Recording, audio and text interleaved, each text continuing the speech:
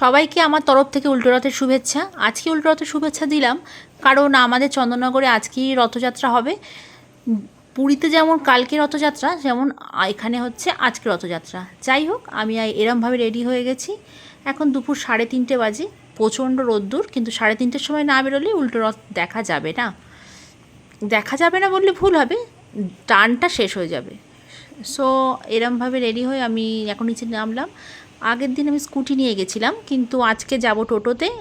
এই যে বাড়ির সামনে এই যে ব্ল্যাক গেটটা, এটা হচ্ছে আমাদের বাড়ির গেট। দাঁড়িয়ে আছে টোটোর জন্য। পৌঁছে গেলাম, এই জিডি রোডে এসে দাঁড়ালাম। কিন্তু এখনও অবধি রথ একটু দেখতেই পেলে তোমরা কত কাছে এসে গেছে, কিন্তু আমাদের সামনে দিয়ে এখনও পাস করেনি। তাই একটু দাঁড়িয়ে একটু ভিডিও করে নিলাম।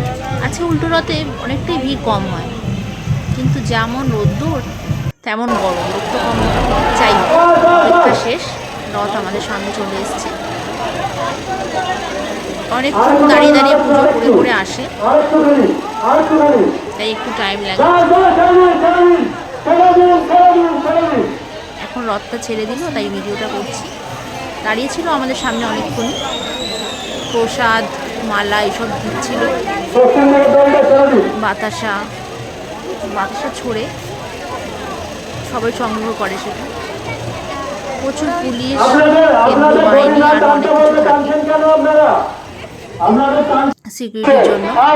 ড্রোনের ব্যবস্থাও ছিল, অনেক উপরে দেখতেই পাবে, বুঝতে পারবে না হয়তো ভিডিওতে, দুটো ড্রোন ছিল। যাই হোক, রথ চলে গেছে। এবার এখানে একটু ভিডিও, একটু সেলফি তুলছিলাম, পুলিশের গাড়ির সামনে তুলছিলাম অনেকক্ষণ, তাই হয়তো পুলিশগুলো দেখছিল, তাই একটু হেজিটেশন হচ্ছিল, তাই আর ভিডিওটা কন্টিনিউ বেশি করলাম না। এবার বাড়ি যাওয়ার পালা, টোটোর জন্য ওয়েট করবো। টাটা।